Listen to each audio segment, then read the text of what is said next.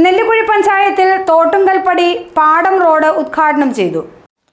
നെല്ലിക്കുഴി പഞ്ചായത്ത് 14-ാം വാർഡിലെ തോട്ടുങ്കൽപ്പടി പാടം road block panchayat 4 ലക്ഷം രൂപ ചെലവഴിച്ചാണ് നവീകരിച്ചത്. ഉദ്ഘാടനം പ്രസിഡന്റ് PIM ബഷീർ നിർവഹിച്ചു.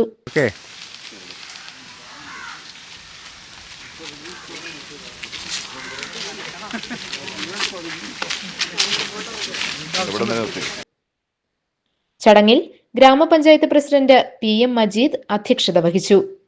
James Korambel, Sali Aib, Nisamol Ismail, Anees Francis, TK Kunjumon, Sulekha Ummer, Nasar Vattekkadan, Vrinda Manoj, Pareeth Kavatt, Anees Pulickal, Ajeeb, Ashmon, Vijayan Kairali, Vinod K Menon, Rafeeq Chathanatt, Madhu തുടങ്ങിയവർ ചടങ്ങിൽ പങ്കെടുത്തു.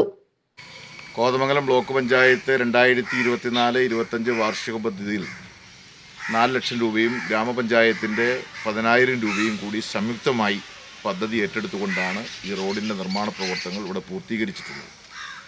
ബ്ലോക്ക് പഞ്ചായത്തും ഗ്രാമപഞ്ചായത്തും ജില്ലാ പഞ്ചായത്തും സംയുക്തമായിക്കൊണ്ട് നമ്മുടെ ഈ ബ്ലോക്ക് പഞ്ചായത്തിൻ്റെ പരിധിയിലാകെ ഒട്ടേറെ വികസന പ്രവർത്തനങ്ങൾക്ക് നേതൃത്വം കൊടുക്കാൻ നമുക്ക് കഴിഞ്ഞിട്ടുണ്ട്.